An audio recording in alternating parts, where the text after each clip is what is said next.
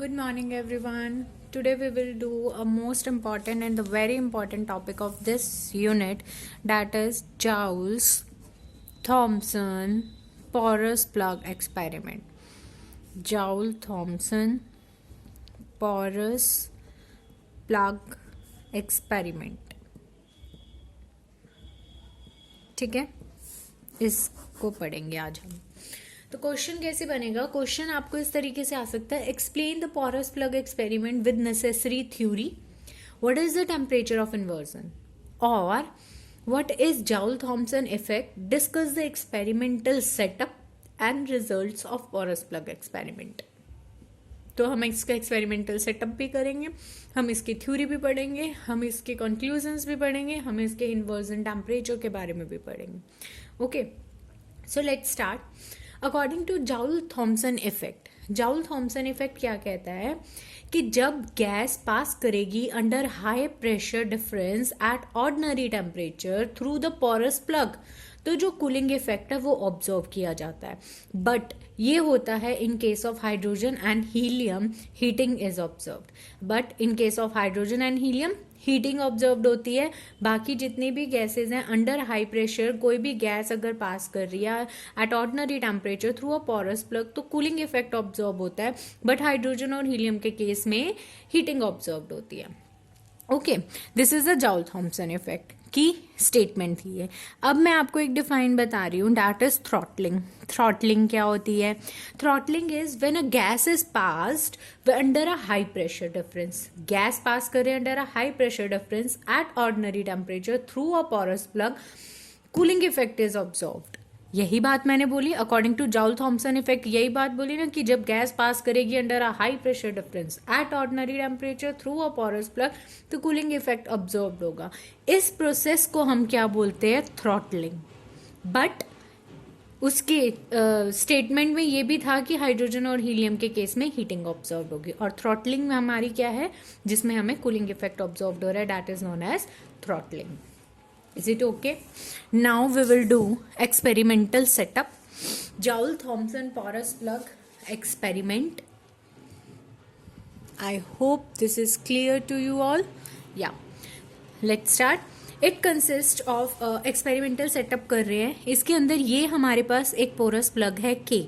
This is a porous plug K जिसे हमने place किया है between the two perforated brass disc DD. ये जो DD है ये ब्रास की डिस्क है, उन दोनों के बीच में हमने पोरस प्लग रखा है K.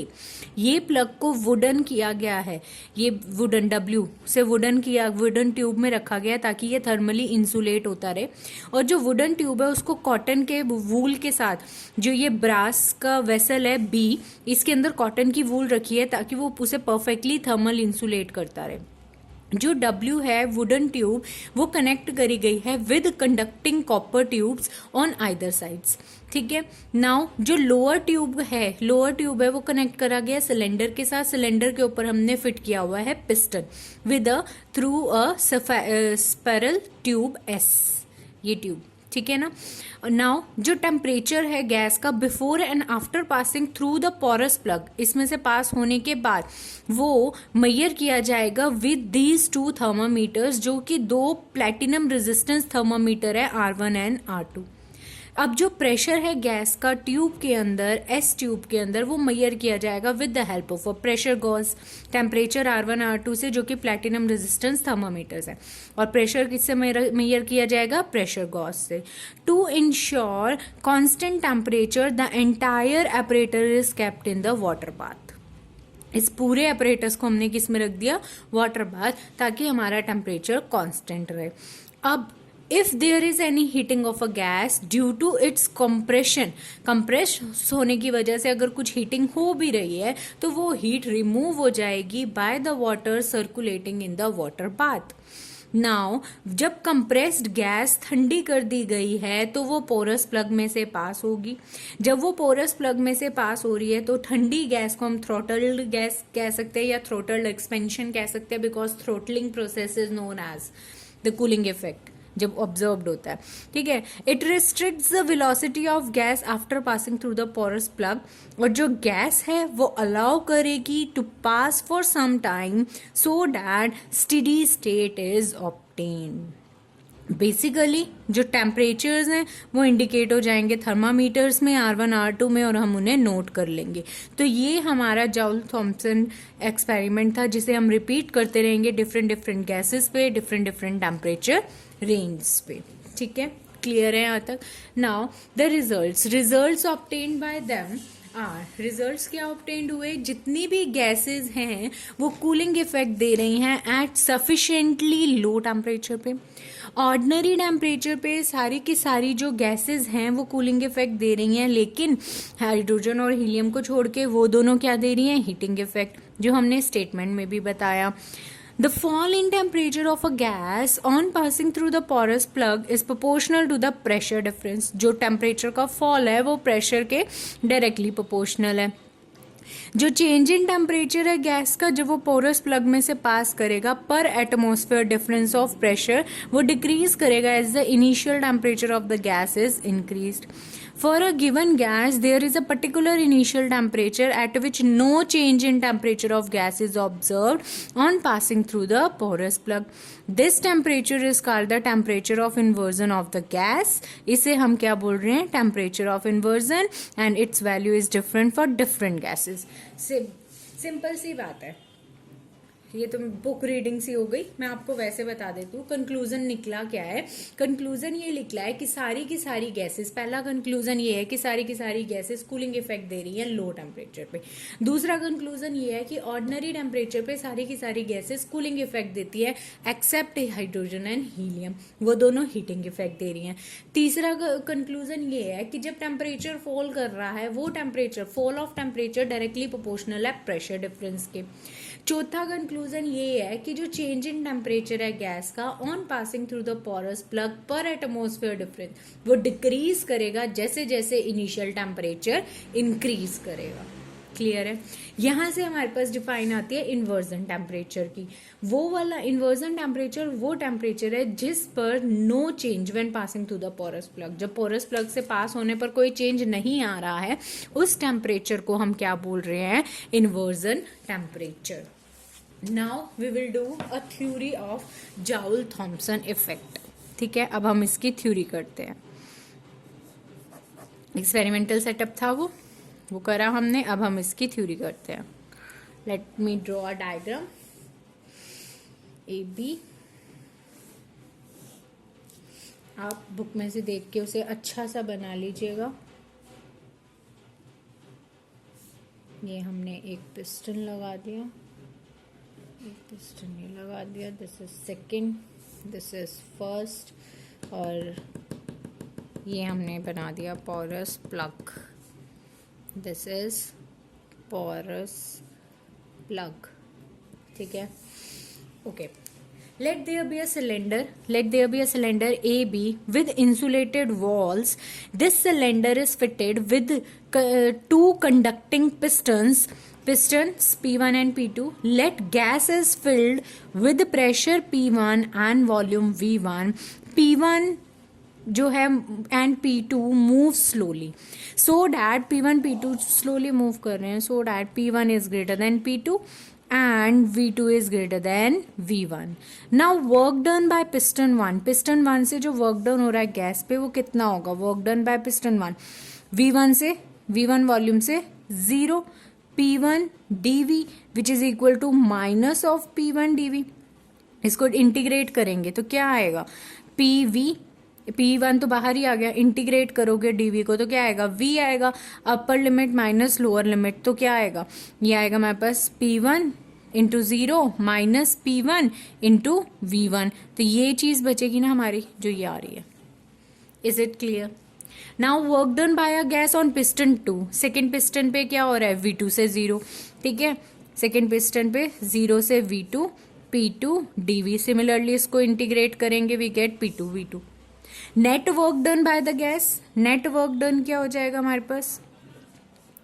Net work done by the gas is P2V2 minus P1V1, net work done हो गया. This is equation number 1. So change in internal energy दी जा रही है U1 माइनस U2 से. Let it be equation number 2, change in internal energy. From the first law of thermodynamics हमें पता है heat absorbed is equal to change in internal energy, है ना. यही होता है. क्या होता है? Heat absorbed is equal to change in internal energy plus work done by the system. ये हमारे पास होती है according to the first law of thermodynamics. So we get, यहाँ पे हीट एब्जॉर्ब्ड क्या हो रही है? 0 is equal to change in internal energy is U1 minus U2 plus work done by the system is net work done P2V2 minus P1V1. यहाँ से क्या हम इसको ऐसे लिख सकते हैं? U1 minus U2 is equal to P1V1 plus P2V2. Can we write like this? Yes, we can. Okay. अब 1 वाले एक तरफ, P2 वाले एक तरफ. U1 plus P1V1 is equal to U2 plus P2V2. This is equation number 4. This implies U plus PV is equal to constant. इसका मतलब तो यही हो गया कि U plus PV क्या आ गया हमारे पास? Constant. तो ये जो क्वांटिटी है, this quantity is equal to H which is known as the enthalpy. इसे हम क्या कहते हैं? Enthalpy of the system. ठीक है. The internal energy of a gas is a sum of the following two components. Okay, internal energy of a gas is sum of the two components. That is, first component is kinetic energy, जो आएगा translatory motion की वजह से. Second component is potential energy, जो आएगा forces of attraction की वजह से. तो अब क्या क्या है? काइनेटिक एनर्जी जो ट्रांसलेटरी मोशन की वजह से आ रहा है, दूसरा है पोटेंशियल एनर्जी जो फोर्सेज ऑफ अट्रैक्शन की वजह से आ रहा है. So if K1 and P1 अगर हमारे पास काइनेटिक और पोटेंशियल एनर्जी है, K1 एंड P1 काइनेटिक और पोटेंशियल एनर्जी है सिलेंडर A के, देन U1 की वैल्यू क्या हो जाएगी? U1 is equal to K1 plus P1. This is equation number 5. Similarly जो टोटल एनर्जी है सेकेंड सिलेंडर के लिए, सिलेंडर B के लिए, वो क्या हो जाएगी? U2 is equal to K2 plus P2. This is equation number 6 where K2 और P2 क्या है? काइनेटिक और पोटेंशियल एनर्जी है सेकेंड सिलेंडर के, डेट इज सिलेंडर B. तो अब यहाँ पे हमारे पास दो केसेस अराइज होते हैं. ठीक है. फर्स्ट केस, केस 1, एक केस अराइज होता है हमारे पास for ideal gas.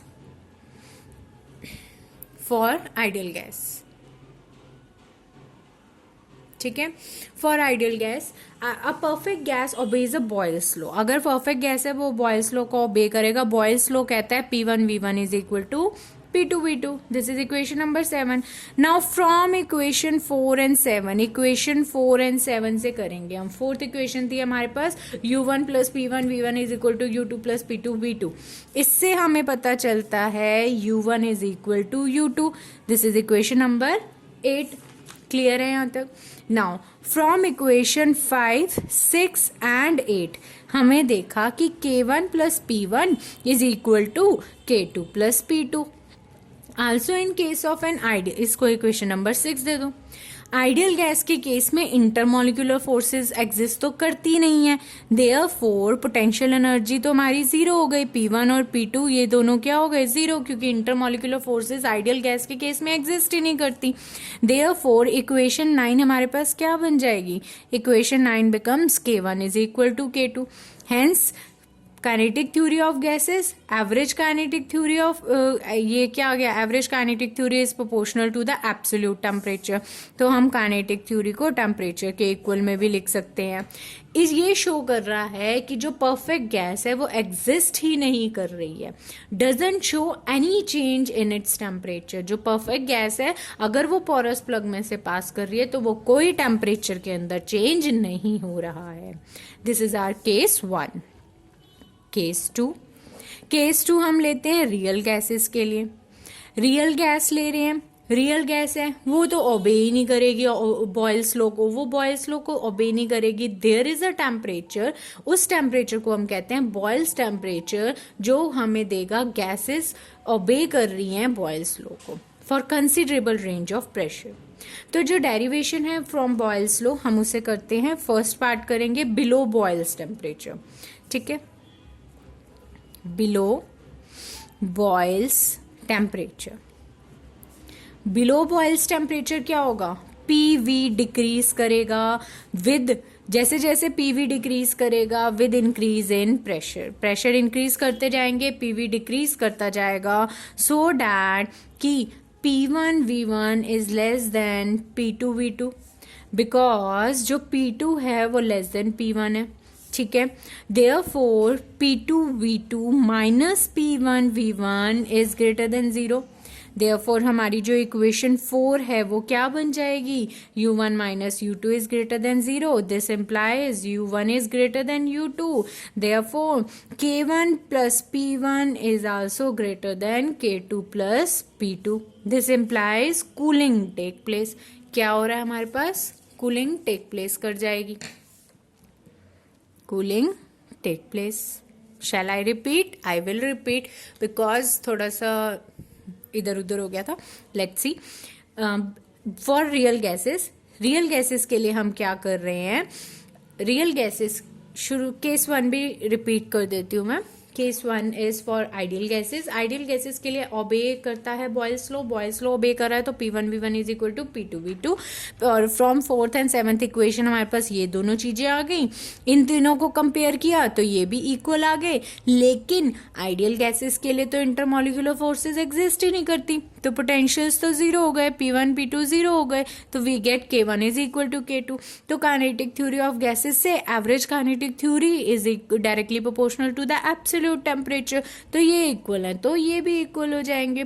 This shows that perfect gas doesn't show any change in its temperature जब वो पोरस प्लग में से पास कर रही हैं। Okay, now case 2। केस 2 हम ले रहे हैं रियल गैसेस के लिए। अब रियल गैसेस तो ओबे ही नहीं करती बॉयल्स लॉ को, तो यहाँ पर एक टेम्परेचर है, उस टेम्परेचर को हम कहते हैं बॉयल्स टेम्परेचर। उसको कंसीडर करेंगे डिफरेंट रेंज ऑफ प्रेशर्स में।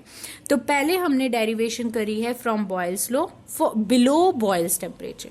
फर्स्ट पार्ट हम कर रहे हैं below boils temperature. Boils temperature के बिलो पीवी डिक्रीज कर रहा है, ठीक है ना, बिलो है तो ये डिक्रीज कर रहा है, जैसे with increase in pressure, pressure increase कर रहा है तो ये डिक्रीज कर रहा है, मतलब P1 V1 is less then P2 V2, ठीक है। अब हमें पता है P2 P1 से बड़ा है, मतलब P2 V2 minus P1 V1 is greater than 0। From equation 4 U1 minus U2 is greater than 0। इससे हमें पता चल गया U1 भी U2 से बड़ा है। Now K1 plus P1 is greater than K2 plus P2। This implies cooling take place, यहाँ से कूलिंग टेक प्लेस कर रही है। ओके, नाउ अब आप करेंगे above boils temperature. Above boils temperature, above boils temperature क्या होगा, पीवी क्या करेगा, इंक्रीज करेगा विद प्रेशर इंक्रीज, जैसे जैसे pressure increase PV increase. Therefore ये डिक्रीज P1 V1 क्या हो जाएगा, ग्रेटर देन P2 V2 हो जाएगा। ओके, अब P2 V2 minus P1 V1 क्या हो जाएगा, greater than 0। P2 V2 minus P1 V1 is greater than 0। Less than minus करें ना, अपोजिट हो जाएगा, लेस देन 0। तो फ्रॉम इक्वेशन 4 फिर क्या हो जाएगा, इक्वेशन 4 से हमें क्या पता चल जाएगा, U1 is less then U2 और K1 plus P1 is less than K2 plus P2। This implies heating take place. यहाँ से हमें क्या पता चला, हीटिंग टेक प्लेस हो रही है, heating is taking place. Okay, यहाँ पे सब कुछ लेस देन और ये सब इसी का अपोजिट चलेगा अबव बॉयल्स टेम्परेचर में। अब एक केस ये भी तो हो सकता है कि बॉयल्स टेम्परेचर ही हो, एट बॉयल्स टेम्परेचर, तब क्या होगा, let's see. Clear, at Boyle's temperature, ठीक है। ये थी derivation from Boyle's law. First case 2 के अंदर पहला पार्ट कर रहे हैं डेरिवेशन फ्रॉम बॉयल्स लॉ, उसके 3 पार्ट्स करें। अब बॉयल्स टेम्परेचर पे क्या होगा, बॉयल्स टेम्परेचर पे तो P1 V1 is equal to P2 V2, ठीक है। फ्रॉम इक्वेशन 4 हमें क्या मिलेगा, U1 is equal to U2। This implies no change in temperature, no change in temperature. अब हम इसमें सेकंड पार्ट करते हैं, डेरिवेशन फ्रॉम जाउल्स लॉ। अभी तक हम बॉयल्स लॉ से कर रहे थे, अब हम करेंगे जाउल्स लॉ से। ड्यूरिंग थ्रॉटलिंग हमें पता है V2 V1 से बड़ा होता है। Since intermolecular forces of attraction exist कर रही हैं, हेंस जो पोटेंशियल एनर्जी है वो क्या हो जाएगी, इंक्रीज हो जाएगी। This implies this law always produce cooling. ये हमेशा क्या करेगा, जाउल्स लॉ कूलिंग ही प्रोड्यूस करेगा। ओके क्योंकि थ्रॉटलिंग के दौरान V2 is greater then V1 और intermolecular forces of attraction exist करेंगी, जिसकी वजह से पोटेंशियल एनर्जी इंक्रीज करेगी। ये लॉ हमेशा क्या प्रोड्यूस करेगा, कूलिंग। ओके नाउ अब हम इसका करेंगे expression of the Joule Thomson cooling in case of actual gas और analytical treatment of Joule Thomson effect. ये पूरा जाउल थॉम्सन इंपॉर्टेंट है, इसमें से छोटे छोटे मतलब 4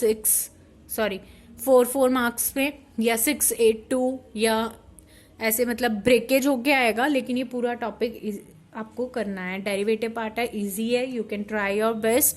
आप जितनी प्रैक्टिस करेंगे उतने अच्छे से हो जाएगा। ओके नाउ एक्सप्रेशन करते हैं हम इसके लिए। एक्सप्रेशन करेंगे, let us consider a 1 mole of actual gas जो वंडरवॉल को ओबे करेगी, वंडरवॉल लॉ को। केमिस्ट्री में आप लोगों ने पढ़ रखा होगा, P+A/V² into V minus B is equal to RT। This is the van der Waals gas equation for 1 mole. तो NRT था यहाँ पे, तो N इज इक्वल टू 1 है, इसलिए ये RT लिखा गया है। ओके जहां पे P हमारे पास प्रेशर है, V हमारे पास वॉल्यूम है, T हमारे पास टेम्परेचर है, A एंड B हमारे पास वंडरवॉल कांस्टेंट्स हैं। Now internal work done by the gas when it expands, जब वो एक्सपैंड कर रहा है V1 से V2, तो जो इंटरनल प्रेशर है वो क्या हो जाएगा, जब V1 से V2 एक्सपैंड कर रहा है तो उसका जो इंटरनल प्रेशर है वो हो जाएगा A/V²। इज क्या होगा, वो इज इक्वल टू V1 से V2 P इंटरनल dV, और P इंटरनल क्या है V1 से V2, A/V² dV। ठीक है, तो upper limit minus lower limit करेंगे तो A1/V1 माइनस A/V2। नाउ जो external work done by the system, जब वो एक्सपैंड कर रहा है तो वर्क डन क्या होगा, external work done is given by P2V2 minus P1V1। Therefore जो टोटल वर्क डन है वो कितना हो जाएगा, total work done is this plus this, P2V2 माइनस P1V1 plus AV1 minus A/V2। Sorry, equation 2। ठीक है, नाउ फ्रॉम इक्वेशन 1, ये वाली इक्वेशन से क्या हम इसे ऐसे लिख सकते हैं, इन दोनों को मैंने मल्टीप्लाई कर दिया, PV plus A/V minus PB minus AB/V² is equal to RT। इन दोनों को मल्टीप्लाई कर दिया from equation 1।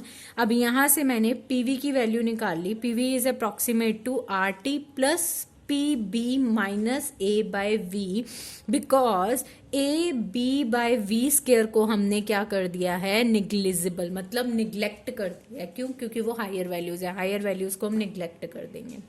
Using this equation for the 2 states of gases, तो फर्स्ट स्टेट ऑफ गैस के लिए हम क्या लिखेंगे, P1V1 is equal to RT1 plus P1B minus A/V1। Second state of gas के लिए क्या लिखेंगे, P2V2 is equal to RT2 plus P2B minus A/V2। Okay, therefore हमारा pressure difference P2V2, sorry minus कर दो दोनों इक्वेशंस को, 2 माइनस 1। ठीक है, P2V2 माइनस P1V1 is equal to R common लिया, T2 माइनस T1, और उधर से माइनस B कॉमन आया, P1 माइनस P2 कर देते हैं, P1 minus P2B plus A/V1 minus A/V2। दोनों इक्वेशंस को माइनस कर दिया, we get this equation number 3। Is it okay? Now using 3 in equation 2, इसको इसके अंदर यूज करो। कैसे यूज करेंगे, P2V2 माइनस P1V1 की वैल्यू कोई जगह हम ये वैल्यू रख देंगे अब। ठीक है, देखते हैं क्या आता है हमारे पास।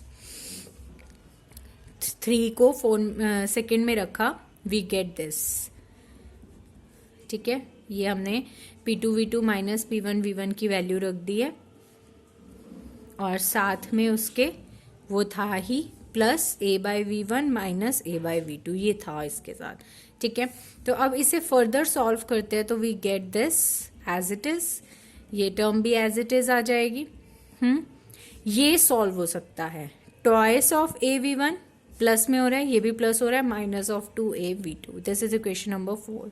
Constant A and B are very small so that PV is approximate to RT. This implies V is